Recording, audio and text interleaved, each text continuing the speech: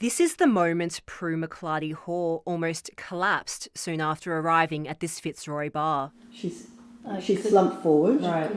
She could obviously barely walk.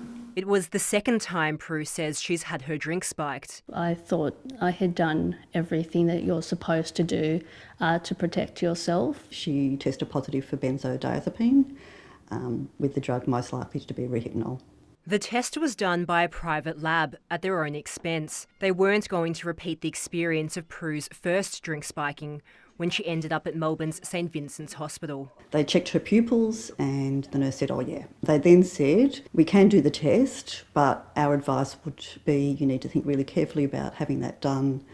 If you test positive for something, that could go on your permanent record, and that can affect future job prospects. Prue didn't go to police.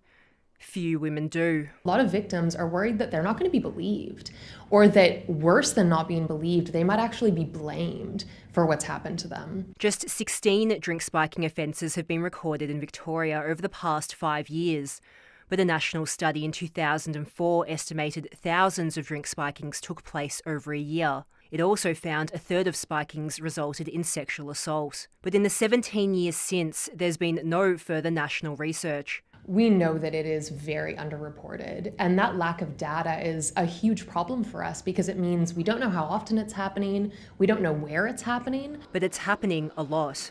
When sex education campaigner Chanel Contos asked her Instagram followers about it, she was inundated with stories of drink spiking. At a work event at a Sydney law firm, an 18-year-old girl on her first night out in Canberra. Many also told of sexual assaults. In December, up to 8 women were hospitalised after visiting several venues on Chapel Street. Last month, Bendigo police investigated 10 reports of drink spiking at one venue, but no official complaints were made. Both investigations have since closed. One of the main problems is that only official complaints to police count towards the number of offences, not simply reports or information that's passed on. Another is that sexual assaults that are the result of drink spiking are only recorded as sexual assaults, so they don't show up in statistics either. Meanwhile, Victorian emergency departments don't have a specific category for recording drink spiking.